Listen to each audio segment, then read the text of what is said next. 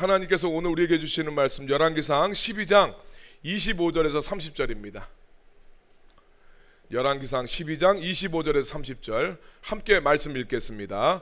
여로보암이 에브라임 산지에 세겜을 건축하고 거기서 살며 또 거기서 나가서 분우엘을 건축하고 그의 마음에 스스로 이르기를 나라가 이제 다윗의 집으로 돌아가리로다.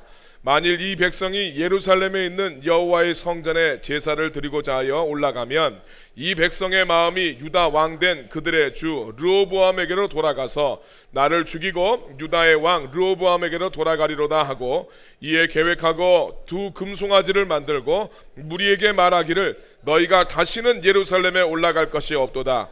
이스라엘아, 이는 너희를 애굽 땅에서 인도하여 올린 너희의 신들이라 하고 하나는 베델에 두고 하나는 단에 둔지라. 이 일이 죄가 되었으니 이는 백성들이 단까지 가서 그 하나에게 경배함이더라. 아멘. 여러분, 하나님은 살아계시고 역사하십니다. 하나님 이 자리에 우리와 함께 하시고 우리에게 복 주시길 원하십니다. 그 좋으신 하나님 은혜를 사모하며 이 자리에 나오신 여러분들을 예수님의 이름으로 환영하고 예수님의 이름으로 축복합니다. 자, 우리 서로를 향해서 축복의 인사 함께 나누겠습니다. 빛이 있으라, 빛이 있으라. 자, 예수님 은혜의 생명의 빛이 여러분들의 삶에 충만하시기를 우리 예수님의 이름으로 축원합니다. 아까 전에 광고 중에서 하나 잘못 나온 거 있습니다. 멘트 중에서 다음 주가 아니라 요번 주 아니라 그 다음 주입니다. 날짜를 잘 보시고 어노인팅 찬양 집회가 다음 주는 9일인데 그때가 아니고 우리 15일입니다. 그래서 여러분 착오 없으시기 바랍니다. 사랑의 교회 개척하셨던 우리 그 옥하는 목사님이시죠. 옥하는 목사님이 제자훈련 세미나에 제가 갔었을 때 일입니다. 달동네에서 목회하던 목사님한테 질문을 하셨어요. 그 목사님의 질문 내용은 옥하는 목사님 교회는 강남에 있으니까 강남에 있는 성도들이 돈도 좀 있고 시간적인 여유도 있고 또 학력도 되는 사람들이 다니고 있으니까 목사님 교회에서 하는 제자훈련이 가능한 거 아니겠냐 하는 질문이었습니다. 옥하는 목사님 그 질문에 대해서 그 문제제기에 대해서 일면 수긍을 하시면서 충분히 그런 측면이 있을 수 있겠다라고 말씀하시고 한 가지 이제 질문을 하셨어요. 목사님, 만약에 제가 목사님이 목회하고 있는 그 달동네에서 제가 목회를 한다고 칩시다. 목사님이 보실 때 제가 그곳에서 제자훈련을 하게 될 것 같습니까? 안 할 것 같습니까? 이렇게 물어보니까 그 목사님 이야기는 아마 하시게 될 것 같습니다. 그렇게 이야기하셨어요. 자, 우리가 저마다 처한 상황과 환경은 무시할 수가 없고 모든 상황과 처지를 다 일반화시킬 수는 없겠죠. 그러나 성도가 자기 상황과 환경, 처지에만 집중하다 보면 순종해야 될 것들에 순종을 하지 못하게 되고 넘어서야 될 것, 또 돌파해야 될 것, 성장해야 될 것, 승리해야 될 것에 대해서 정말 거기에 반응을 하지 못할 때가 참 많이 있습니다. 우리가 자동차 운전을 하다 보면 내 차폭에 대한 이제 감이 자꾸 생기죠. 하다 보면 이 차폭에 대한 감과 내가 통과해야 될 이 공간에 집중을 하면 충분히 통과할 수 있음에도 불구하고 주변에다가 눈을 빼앗겨서 주변의 물체들, 건물들, 주변 상황에 자꾸 집중을 하게 되면 통과할 수 있는 것도 통과를 못하게 될 때가 참 많이 있습니다. 여러분, 우리가 하나님 말씀에 순종하는 데도 마찬가지입니다. 내가 어떻게 순종해야 될지 내 순종의 지점에 집중을 해야 되는데 그게 아니라 자꾸 자기의 주변 환경과 상황과 자기 처지를 바라보게 되면 충분히 순종할 수 있는 문제도 결국은 순종하지 못하는 경우를 많이 보게 됩니다. 어떤 이들은 지금의 어떤 닥친 문제가 아니라 순종하게 됐었을 때 일어날 것들을 미리 생각하고 계산을 하면서 자기 지금도 힘든데 내가 이런 것까지도 고민을 해야 됩니까? 라고 하면서 고민하고 있는 것 자체에 대해서 이미 혼자 화가 나서 막 씩씩댈 수가 있어요. 그런 점에 있어서 오늘 말씀은 참 중요한 이야기입니다. 정말 똑똑한 게 뭔가? 정말 똑똑한 게 뭔가? 성도는 살아가면서 뭘 좀 고려하면서 살아가야 되는가? 이 진리를 오늘 우리들에게 전해주는 말씀입니다. 말씀을 통해서 여러분들의 삶 속에 믿음의 순종이 일어나길 예수님의 이름으로 축원합니다. 자, 오늘 우리가 읽었던 말씀은 솔로몬 왕이 죽고 나서 이스라엘에 12지파가 있는데 그 중에 10개의 지파의 지지를 받아서 왕이 된 여로보암이 절기 때마다 북이스라엘 백성들이 남유다에 있는 예루살렘에 가서 예배를 자꾸 드리다 보면 이 백성이 남유다 왕조의 동화가 되어서 결국은 자기를 배신할지 모른다라는 염려를 하게 되었고, 그리해서 북이스라엘의 베델과 단에 금송아지 한 마리씩을 만들어 두고 거기에서 백성들이 예배하도록 만들었다 하는 그런 내용입니다. 성경을 읽어보면 여로보암은 참 유능한 사람으로서 이제 등장을 합니다. 솔로몬이 그 여로보암이 유능함을 알아보고 직접 이 사람을 이제 발탁해서 사용을 했어요. 그리고 이제 결국은 솔로몬이 이 여로보암을 죽이려고 하는데 이거 자기 뜻대로 제거가 안 되는 그런 인물이었습니다. 하나님께서는 이 여로보암에게 선지자를 직접 보내셔서 내가 북이스라엘의 10개의 지파를 너한테 넘겨줄 것이다 말씀을 하시면서, 네가 만일 하나님이 너한테 명령한 모든 일에 네가 순종을 하고 너의 이 선에 있었던 위에 있었던 다윗처럼 정말 네가 하나님 원하시는 대로 합당하게 네 인생을 살아간다면, 야, 내가 다윗에게 축복하고 다윗에게 약속한 그것과 똑같이 내가 너를 축복하고 너와 함께 있어서 너를 위해서 견고한 집을 세우고 이스라엘을 너에게 넘겨주겠다라고 하나님께서 약속해 주셨습니다. 여로보암 굉장히 유능한 사람이었고 하나님 앞에 엄청난 약속을 받았어요. 여러분들이 열왕기상 그 등장하는 말씀을 바라보게 되면 딱 그 앞뒤 맥락을 따라서 여러분들 보면 이게 다윗한테 한 약속인지 누구한테 한 약속인지 구분이 안 갈 정도로 하나님 놀랍게 여로보암을 축복해 주셨다는 이야기입니다. 그렇지만 여로보암은 결국 하나님 앞에 불순종해서 저주와 재앙을 당하면서 아주 비참한 인생이 되었을 뿐만 아니라 열왕기서 말씀에서는 북이스라엘 왕들을 평가할 때 공식적으로 등장하는 악행의 기준이 되어버립니다. 그래서 성경에 보면 여로보암의 길을 따라갔다, 여로보암의 죄를 따라갔다라는 표현으로 가장 나쁜 아합 왕을 평가할 때도 느밧의 아들 여로보암의 죄를 따라 행하는 것을 오히려 가볍게 여겼다 이렇게 이야기합니다. 그러니까 아합이 진짜 나쁜 놈이었다 이렇게 말할 때 뭐라고 말하냐면 느밧의 아들 여로보암의 죄를 따라 행하는 것을 오히려 가볍게 여길 정도로 나쁜 사람이었다라고 아합을 평가하는데 악행의 기준이 돼버렸어요. 그러니까 여로보암만큼 나쁜 놈이었다, 여로보암보다 더 나쁜 놈이었다, 이런 식으로 이 악행을 평가할 때 그 기준이 되는 사람이 여로보암이 돼버립니다. 엄청나게 유능한 사람이고 하나님한테 큰 축복을 받고 약속을 받았는데 왜 이 사람이 그 하나님이 주시는 은혜와 축복들 다 잃어버리고 집안에 우환이 끊이지 않다가 아들 때에 반란이 일어나서 온 집안이 도륙을 당해서 쌍멸절하게 돼버립니다. 야, 하나님 앞에 그 은혜로운 약속을 받았던 사람이 어쩌다가 이런 인생이 돼버렸을까? 오늘 우리가 읽은 말씀에 그 대답이 등장을 하고 있습니다. 열왕기상 12장 26절 27절 말씀 다시 한번 읽겠습니다. 그의 마음에 스스로 이르기를 나라가 이제 다윗의 집으로 돌아가리로다. 만일 이 백성이 예루살렘에 있는 여호와의 성전에 제사를 드리고자 하여 올라가면 이 백성의 마음이 유다 왕된 그들의 주 르호보암에게로 돌아가서 나를 죽이고 유다의 왕 르호보암에게로 돌아가리로다 하고. 여로보암의 고민은 이겁니다. 이스라엘의 모든 남자들은 1년에 적어도 3번 6월절과 77절과 수장절에는 예루살렘을 방문해야 돼요. 거기서 하나님 앞에 제사를 드려야 됩니다. 당시에 예배의 장소로서 유일하게 허용된 것은 예루살렘입니다. 근데 백성들이 예루살렘에 가서 자꾸 예배를 드리다 보면 남유다 왕국 다윗의 후손에게는 마음이 쏠리지 않겠는가? 그렇게 되면 결국은 이 백성들이 자기를 죽이고 남유다 왕조에 충성을 하게 될지도 모른다라는 걱정을 하게 된 겁니다. 이 여로보암의 고민은 터무니없는 것이 아니라 아주 현실적인 고민이라고 할 수 있죠. 자기는 다윗 왕조의 신하였다가 반란을 일으켜서, 어떻게 보면 반란입니다.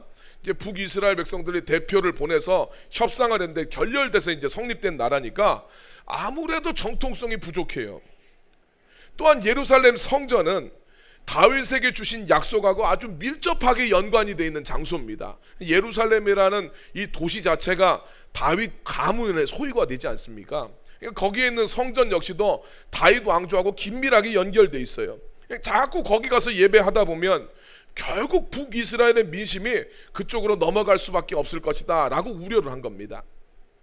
그래서 여로보암은 백성들이 예루살렘에 아예 못 가도록 해야겠다라고 생각을 하고, 이 북이스라엘의 가장 남단이 베델이라는 중요한 도시가 있고 북단에 단이라는 도시가 있는데, 여기에 금송아지를 이제 만들어 놓습니다. 하나씩 만들어 놓고, 야, 예루살렘까지 뭘 그렇게 먼 데를 가냐, 여기서 편안하게 예배를 드려라 이야기하면서 이스라엘 백성들한테 금송아지 우상숭배의 길을 열어놓게 됩니다. 그래서 결국은 이스라엘이 우상숭배, 금송아지를 섬기는 백성으로 다 전락하게 되고, 결국은 하나님의 약속하신 축복 대신에 엄청난 저주가 북이스라엘에 임하게 됩니다.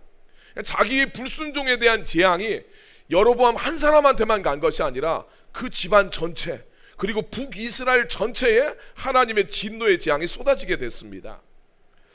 자, 우리가 이 여로보암을 보면서 좀 주목해야 될 것은, 여로보암이 했던 고민은 충분히 할 수 있는 것이고 이해도 됩니다. 문제는 여로보암이 자기 삶의 문제 앞에서 하나님께 순종하는 것에 대한 고민과 반응은 하나도 없었다라는 거예요. 자기 삶 속에 닥쳐있는 문제만 생각을 하지, 하나님이 자신한테 주신 말씀에 내가 어떻게 하면 순종할 수 있을까?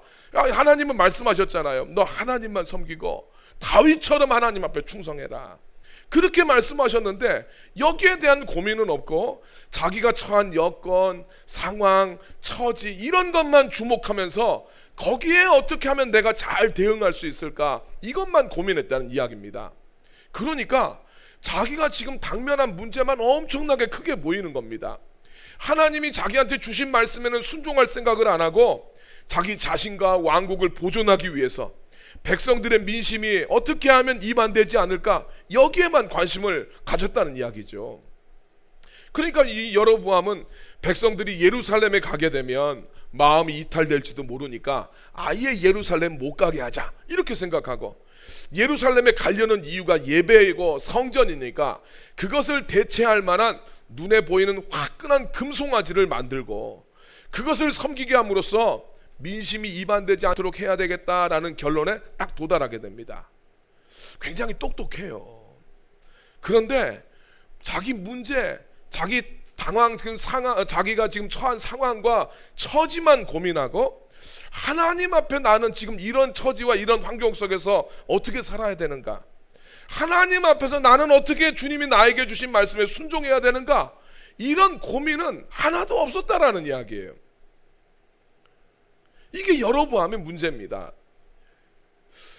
열왕기를 바라보게 되면 솔로몬도 사실은 똑같은 모습을 보여주죠. 지금이나 그때나 강한 나라의 조건은 뭡니까? 경제력, 잘 살아야 되고 군사력이 강해야 되고 외교력이 뛰어나야 돼요. 솔로몬이 부인이 1000명이나 됐던 이유도 이 세 가지 목적을 달성하기 위해서입니다.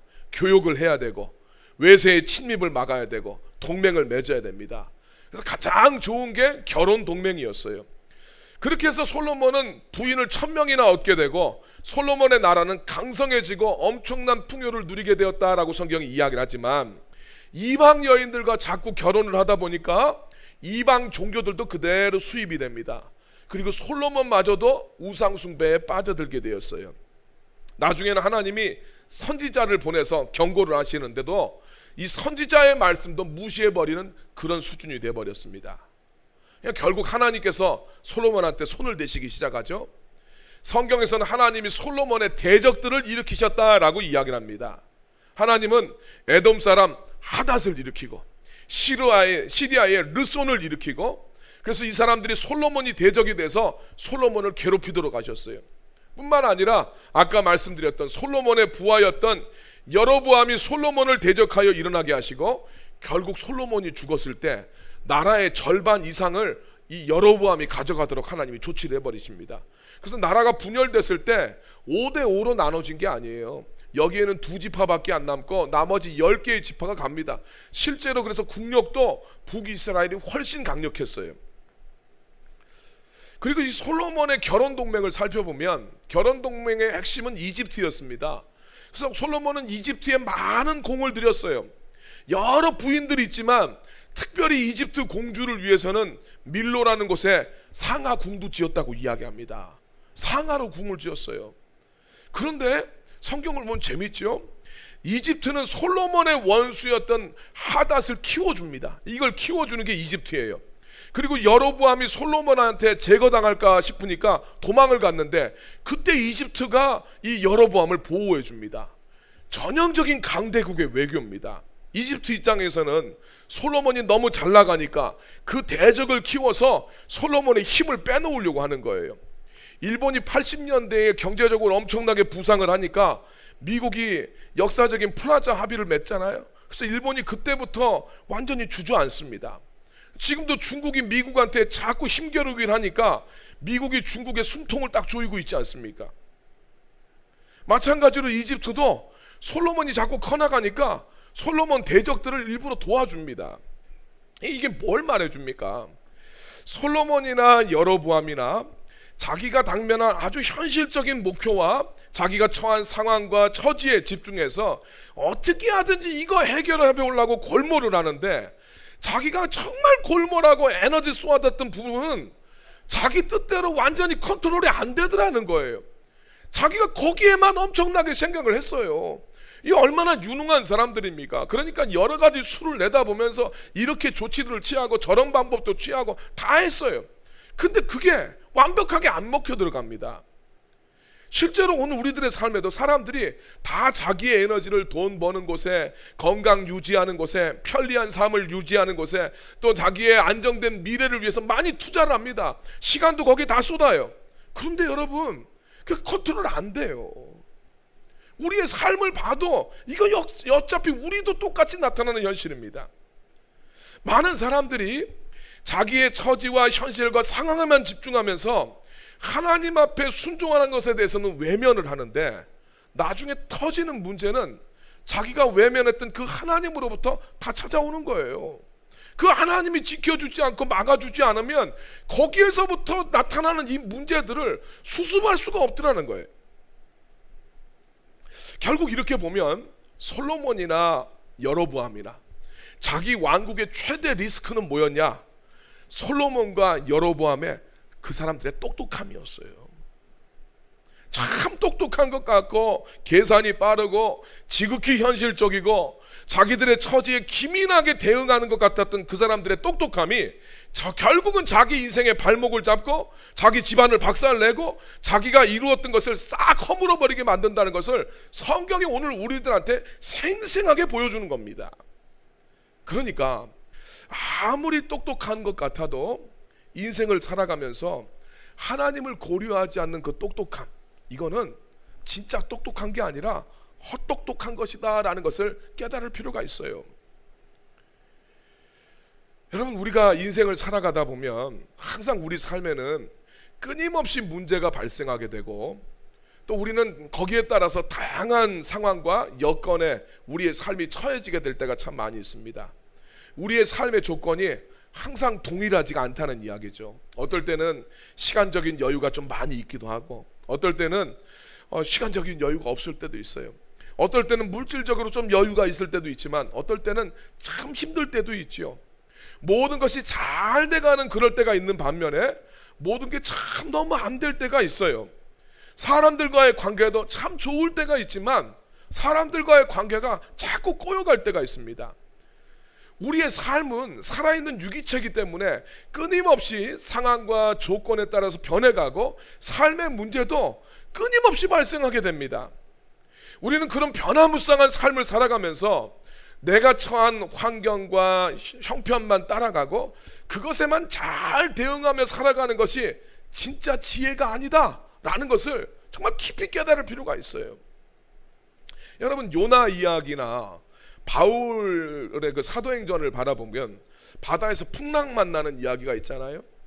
풍랑 만나면 배를 가볍게 하기 위해서 배에 있는 기물들을 다 던져버리는 장면이 나오지요. 많은 사람들이 자기 인생의 풍랑을 만나면 배에 있는 기물들을 던져버리듯이 가장 먼저 던져버리는 것이 있는데, 그것이 바로 자기 삶의 신앙적인 부분들이에요. 바빠지면 기도 먼저 던져버리고, 바빠지면 큐티하는 거 던져버리고, 내 삶이 힘들어지면 예배하는 것을 그냥 바다에 던져버립니다. 그러나 여러분, 우리가 정말 알아야 될 것은 내 인생의 풍랑을 누가 컨트롤하고 있냐는 거예요.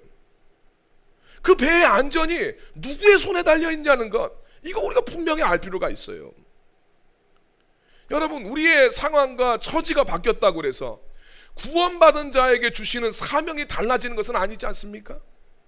내 삶의 처지와 상황이 바뀌었다고 해서 우리가 하나님을 섬기고 예배하고 충성되게 살아가야 된다는 신앙의 목표는 변한 적이 한 번도 없습니다.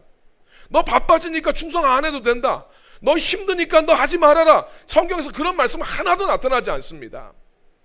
그렇기 때문에 오늘 우리 삶의 처지와 상황이 바뀌었다고 해서 우리의 방향을 잃어버리는 것이나 우리가 어디로 나아가야 될지, 어디로 나아가야 될지를 헤매는 것이 아니라, 그런 중에도 내 상황과 여건이 이렇게 변해가는 중에서도 그곳에서도 하나님을 섬기고 예배하고 내게 맡겨진 사명을 바라보면서 우리는 살아갈 필요가 있습니다.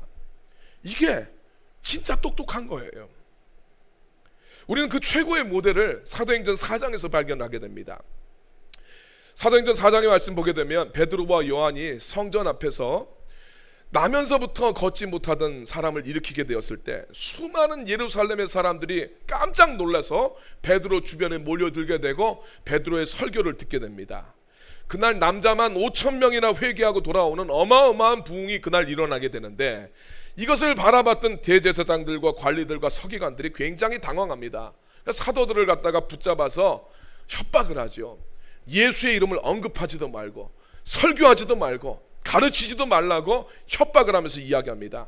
너희가 만약에 이 말씀을 어긴다면 너희들을 사형시키겠다, 이 협박을 하고 놔줘요. 그때 교회가 함께 모여서 기도하는 장면이 나오는데, 저는 이 장면이 우리 성도들이 인생을 살아가면서 자기 삶의 문제를 만나게 되었을 때, 내 삶 속에 그 문제 가운데 두려움을 느꼈을 때 하나님 앞에 취해야 될 최고의 모습이라고 저는 생각을 합니다.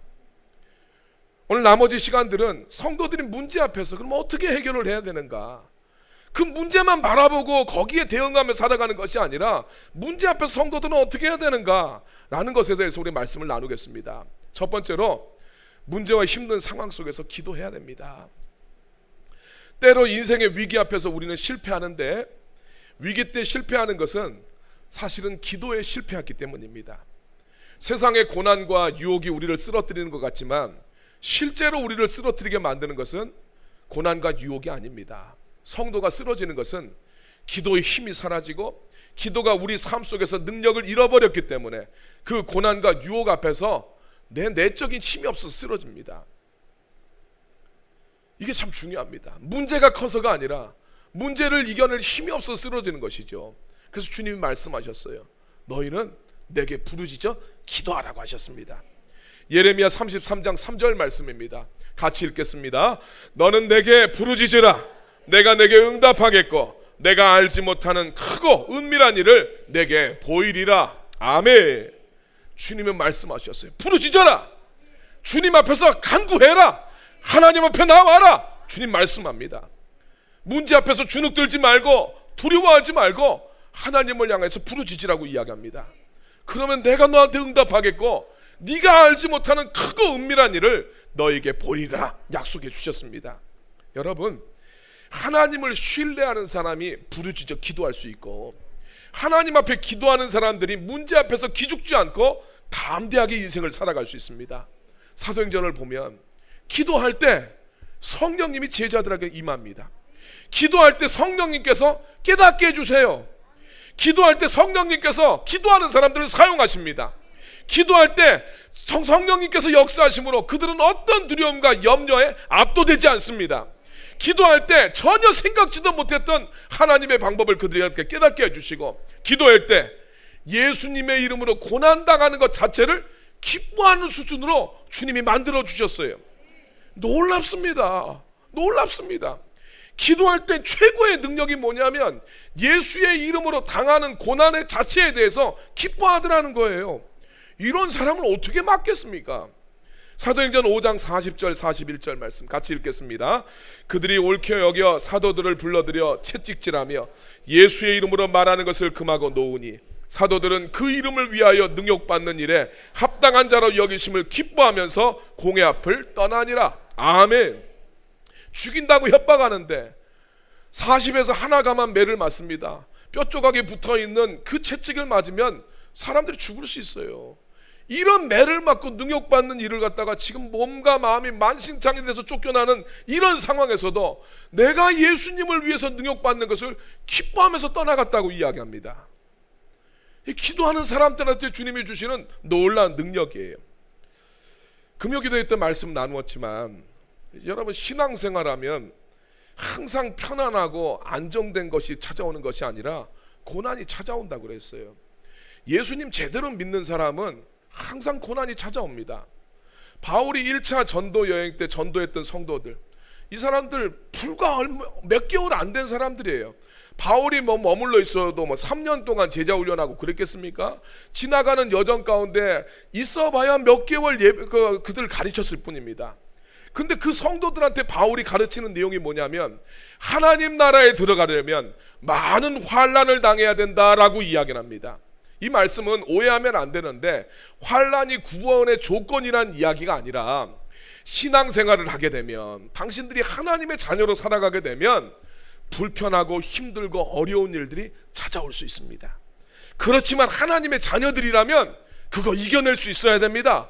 이 이야기하는 거예요. 그 몇 개월 안 된 성도들한테 바울이 얄팍한 이야기 하지 않습니다. 당신들 모든 거 다 잘 될 겁니다. 모든 게 편안할 겁니다. 그 이야기 하지 않아요. 냉혹한 신앙의 현실을 이야기해 줍니다. 당신들이 진짜 예수님의 제자로 살아가고 복음에 사로잡히게 되면 당신들이 힘든 것도 있을 겁니다. 남들이 안 해도 되는 피곤함도 있습니다. 당신들이 예수를 진짜 주인으로 생각하면 당신들의 삶 속에 그런 어려움도 찾아옵니다. 근데 여러분, 그거 견뎌야 됩니다. 이야기해 주는 거예요.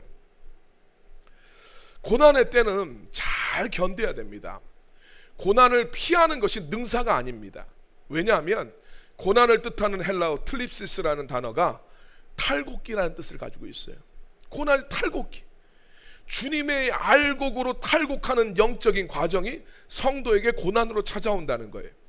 주님의 알곡으로 거듭나고 주님 안에서 성장하고 주님 안에서 내 삶 속에 쓸데없는 이 껍데기들, 겨와 같은 것들, 더러운 것들, 그거 벗겨내시는 시간이 고난의 시간이라는 거예요. 그러니까 이 고난의 시간은 피한다고 해서 능사가 아니라 고난의 시간은 잘 견뎌가야 돼요.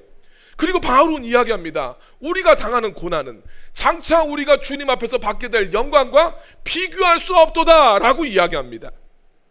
그래서 여러분, 고난의 시간에는 기도할 필요가 있어요. 이건 고난을 잘 감당하기 위해서입니다. 베드로 사도는 그런 이야기하죠.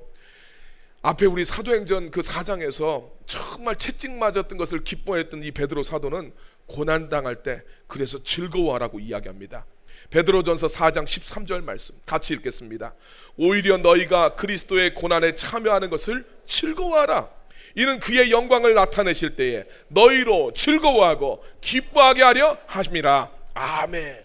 고난당하는 거 기뻐해라. 주님 오시는 날 하나님이 너희들 즐거워하고 기쁨이 있는 인생으로 만들어 주시기 위해서 너희들의 삶을 지금 키워가시는 과정이다. 주님 말씀하시는 거예요. 고난당할 때 즐거워할 수 있는 저력은 기도에서 나옵니다.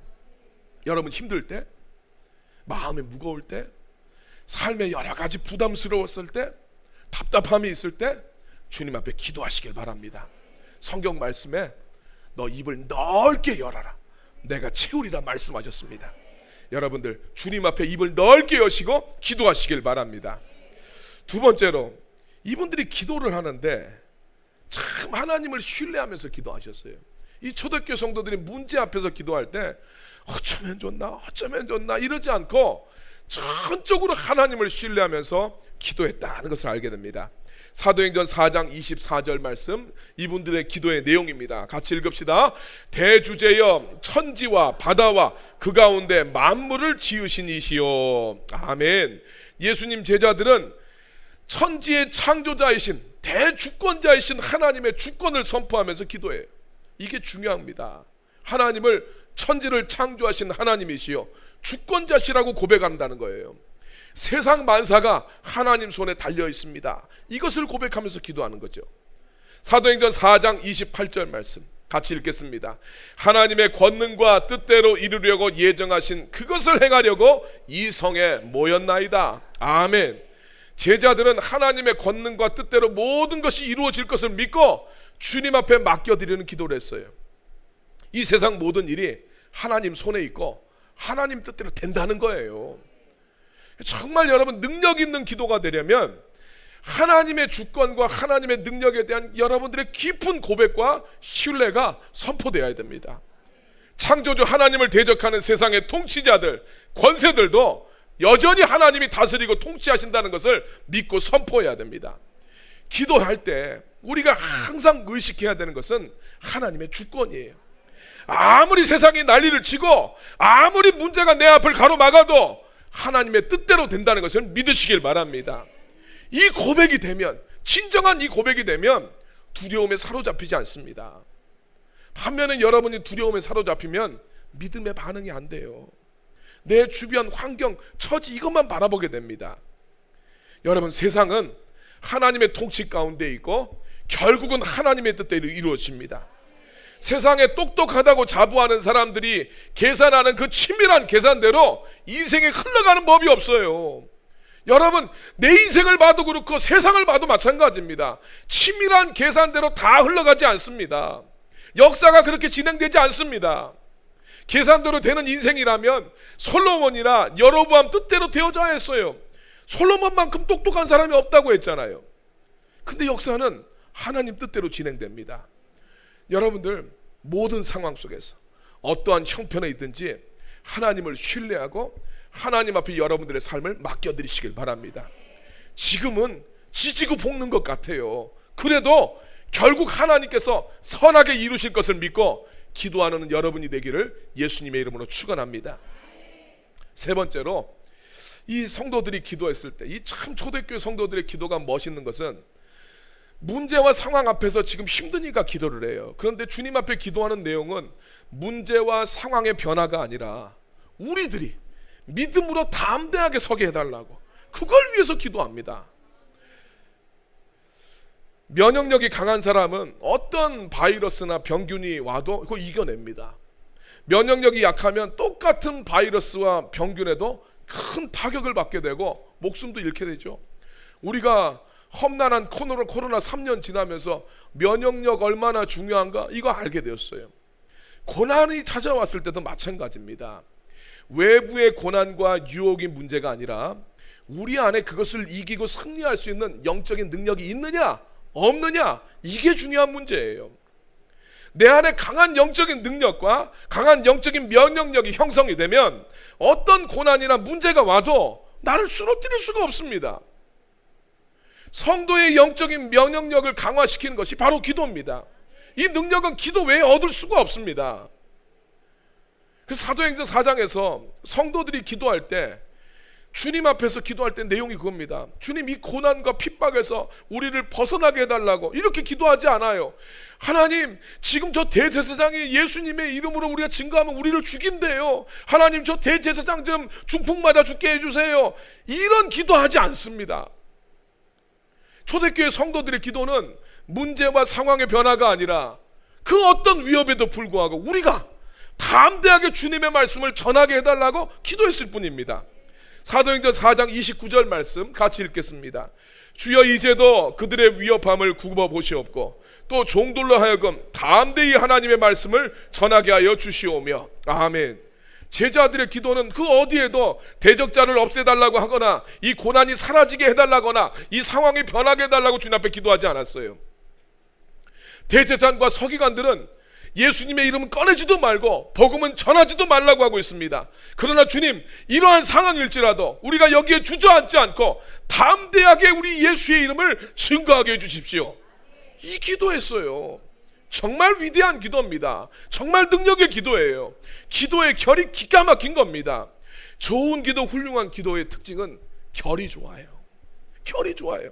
내 뜻, 내 바람이 아니라 모든 상황 속에서 하나님의 뜻에 순종하게 해달라는 이 기도, 이게 기도의 결이 좋은 기도입니다. 몇 번 예를 드렸던 워치만리가 꿈을 꿨어요. 꿈속에서 중국의 선교사였는데 황하강을 건너다가 암초에 걸린 거예요. 답답해서 꿈속에서 이제 하나님 앞에 기도하는데 하나님 음성이 들렸다는 거죠. 야, 내가 암초를 없애줄까? 물이 불어나게 해줄까? 워칭만 네가 기도하면서 주님 물이 불어나게 하시옵소서. 암초는 하나 없애도 또 다른 암초가 나타납니다. 물이 불어나 버리면 밑에 어떤 암초가 있더라도 항해하는데 지장이 없어요.